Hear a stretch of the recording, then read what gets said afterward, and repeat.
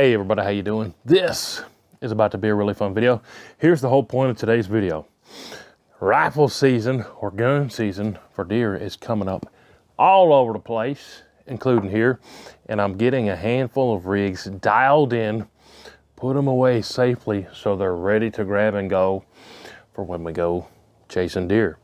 Now this is probably gonna be the one that we're taking first. Last year, I took an 8-point buck with this, but my camera's messed up, yada, yada, yada. Long story short, I only filmed the after part saying, hey, look at this deer I got. But I've said in several videos, man, for eastern and southern whitetail hunting, if you could only pick one, a 44 mag rifle might be a great choice, especially for places where you're only hunting 100 yards and in, maybe 150 yards in. You're hunting in the woods, you know, 50 yards and in. 44 mag. That 8-point buck that I took with this thing immediately dropped. And after that day, I love this thing even that much more. But for today, this should already be sighted in. We're gonna verify that it's dead on at 100 yards. The places that I'll be taking this will either be hunting, you know, anywhere from 0 yards to 120 yards. I don't really have a whitetail spot anywhere near here where we'd be hunting any further than basically 100 yards, maybe a spot or two over 120. But we won't take this when we're going places where that might be a possibility. But 44 mag, this one right here, if you've been watching the show, is a Ruger model 77. So they call this a Ruger 7744. The stuff that I sighted this in with grouped really good last time. Let me just go ahead and show you this whole setup. But for this video, we're going to make sure it's dead on, get some chronograph speeds, look at the energy. I'm going to make an energy table and a drop table so that I know in my mind, okay, it's dead on at 100, but what if we have a deer at 20? What if we have a deer at, 120 or 150? And I'll have that when we go hunting. I normally just make it as the backdrop of my screens. When I was on my bear hunt in the spring, I had that. I looked at my phone, boom, dialed the scope, pow. But somebody's gonna say, well, what if your phone's dead? Then what you gonna do? Come on, man. Who lets their phone die? Anyways, normally what I do if we're doing long range possible hunting, I'll tape it and put it right here too. But I've been rambling too much already. Chronograph speeds, dead on at 100. Let me show you the rig here, then we'll get right to it. This will be a short video. So like I said, this is a Ruger 7744. The newer ones are having the barrels threaded. I did not get this threaded. It came that way from the factory. That is my Banish 46 can.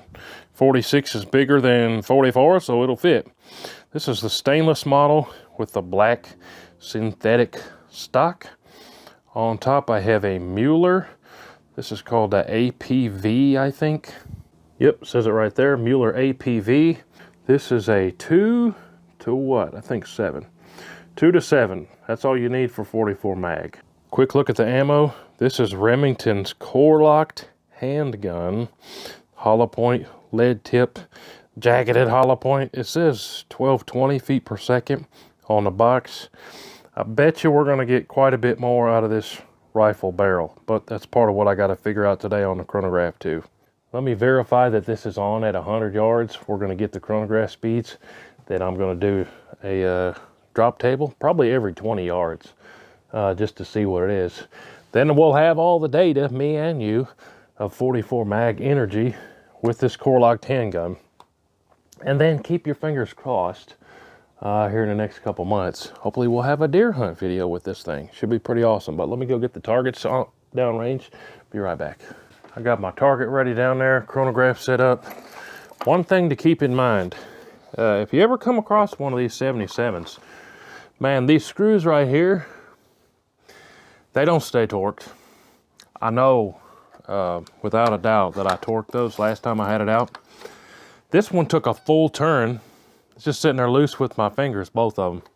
And that one took about 3/4 of a turn to torque back. So if I hadn't checked that, that could have turned into a really expensive sight-in session, potentially, you know, waste a whole box of ammo, or even worse, somebody misses a deer. Yowzers. But I got 4 to fit in this mag here. Camera down range. If my memory is correct, I believe out of this 77, we were getting over 1,600 feet a second. The box says 1220 again, I'll show you. I believe we're getting over 1,600 feet a second. So through this longer barrel, we're really, woo-woo, turning up the juice on the energy. That fed good. I'm telling you, I love this 44 mag. On my whole dead center down there, all 7 zoomies. Last time this stuff grouped very well.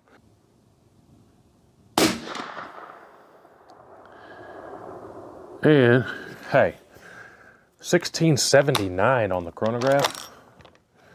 We'll look at all those here in a second. Let me go ahead and do a group of 3. Just make sure. Now that's perfectly good enough, close enough to the bullseye to get a deer at 100 yards. Goodness, but I like precision. And I like to have fun, so let's send 2 more. Just make sure we don't need to tweak that after I had to retorque those screws there.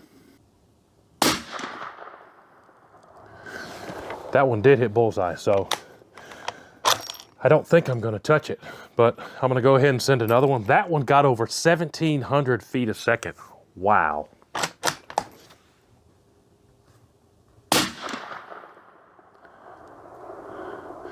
That one put 2 in the same hole. 7 power zoom, I can't tell which one. Let me grab another scope. This scope's got 25 zoomies. Looks like we put 2 in the same hole with that first one, so hey, that's a 1-inch group all day. Should I click it to the left one, or should I leave it? I think I'm gonna leave it. I think I'm gonna leave it right there, but we turn that camera off down there. I'll show you the data here off the, actually, you know what? I got a piece of steel down there. The camera's not gonna see it, but you'll be able to hear me smack it. It's a 4-inch piece of AR 500. Caldwell steel on the range. You'll be able to hear it though. Oh yeah. Smack that steel dead center. So confidence level is off the charts with this thing, but now I said we're going to talk about drop and we're going to talk about energy. I've not done the energy charts on this, so it'll be a good video for me and you to have all the information on 44 mag out of one of these 44 mag rifles. The same will apply to lever action. Yeah, this thing is sweet. Go turn that camera off and we'll measure the group. Why not? Got the calipers right here, and then I'll do the energy and the drop charts. Be right back. All right, so check it out. Just over a 1-inch group, measure with the calipers. Oh, 1.08 inch group. But yeah, pretty good, pretty good. And like I said, over 1,700 feet per second. Let me bring you in here and show you the chronograph data. All right, so here's our data on this one. A string of 4. I did a group of 3 and then 1 on some steel. 1708.9 is our average, SD of 19, not too shabby. And there's our numbers. 1717, 1732, 1706, and then 117 or 1679. So real quick, let me do some quick calculations and figure out the energy at different distances and drop, and I'll be right back and we'll talk about it real quick. All right, so I just did the number crunching. Pretty interesting stuff. For y'all that want to know, here's the data I use for my calculations. 1708.9 feet per second at the muzzle, 240 grain projectile. That's the BC I could find on these 0.172 G1 scale. Height over bore, that's how high is your center of your barrel to the center of your scope. That's a measurement that people overlook a lot of times and wonder why their calculations are off, because especially at distance, that can really throw you off if you don't use the right number. But here's what we got, and I'll pop it up on the screen. So, hadn't even looked at this yet completely, so you're seeing it with me. Remember, this is sighted in at 100. If you sight yours in at 50, this is all going to change. So sighted in at 100 yards. say a deer pops up at 40 yards. It's only going to be 0.7 inches off. 20 yards. Interesting. Almost dead on. So you can see that first column there. 0.27 inches off at 20 yards. Interesting. So if you sight it in at 100, at 20 yards is still a dead on hold. 40 yards, 60 yards, 80 yards. Everywhere between 20 yards and 100 yards, the biggest variance in 20 yard increments is only 1.1 inches. So if you sight this in at 100 yards, anywhere pretty much between 0 and 100, you can do a dead on hold. Go on to 120, it's then dropping 1.6 inches. 140, it's dropping 4.18. 160 yards, it's dropping 7.6. We're starting to 180 yards, it's dropping exactly a foot. 200 yards, it's dropping 17.5 inches. I've actually taken this out to 200 yards in another video. That was a lot of fun. I need to do that again. And then I've got your scope dials. 44 mag, hey, it's not one we need to be doing scope dials unless we're just doing some fun plinking, which I'll probably do in another video. Stretch it out, 300-400 yards. But if you're hunting with this 44 mag rifle, man, here's all your holdovers in inches. Pretty valuable information if you're hunting with 44 mag. Really good information to have. Now, here's the kicker, energy. Here's where the argument comes in. Should you be deer hunting with a 44 mag? Hey, I don't know about you, but in my mind and most people's minds, 44 mag, whoa. You think, wow, that thing is stout, right? You think of 44 mag, your mind goes to revolver. Well, out of a revolver, these are doing 1,200 feet per second. Out of the rifle, it's doing over 1,700 feet per second. That's like an increase of, what is that? 33% increase in speed, basically. So at the muzzle, this has an energy of 1,557 foot-pounds of energy. Quite a bit. Plenty for taking deer, huh? Let's just skip to 100 yards. You guys can freeze it and look at it. At 100 yards is right where it's hitting that 1,000 foot-pounds of energy that some people say you got to have to take a deer. That's up to you. I've taken deer with a lot of stuff.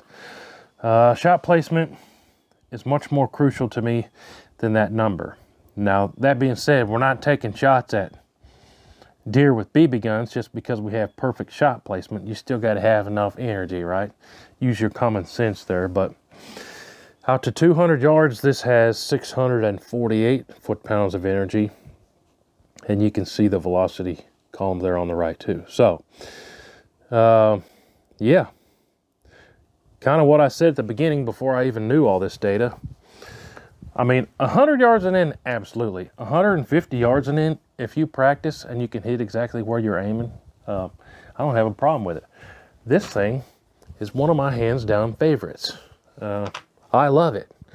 Now, why this isn't at the top of the list for most of my suggestions when people say, hey, I'm a first time deer hunter or I'm looking for something for low recoil, this absolutely has low recoil. Is these aren't cheap. These Model 77s also are hard to find. These are limited production runs. You're going to have a hard time finding one. Now, you can also get 44 mag lever actions. Those are also expensive. The lever actions are even more expensive than these. So when people ask me, hey, is 44 mag good for whitetail? You know, sure. But when people ask me, what's a good, starter rig? Or, well, these are kind of on the pricey range, and I normally don't recommend anything pricey to anybody. I found this at Tolliver's. I slept on it for a month before I finally went down there and said, do you still have that 44 mag? And they still had it, and I lucked out and got it. But Model 7744, I love it. Stay tuned. If everything plays according to plan, hopefully we will find some whitetail here in the next coming months, and we'll film the deer hunts for y'all. But hey, appreciate you watching. Thanks for coming along with me, figuring out these numbers, making sure this thing's sighted in. This thing's going in the case. Nobody's going to touch it. hopefully until we catch a deer with it. But hey, appreciate y'all watching. Let me know what you think about the 44 mag. We'll see y'all on the next one. Hooty-hoo. Load it up and get it on as soon as you can. 30-06, 10 mil, 50 cal. It don't make a difference, man.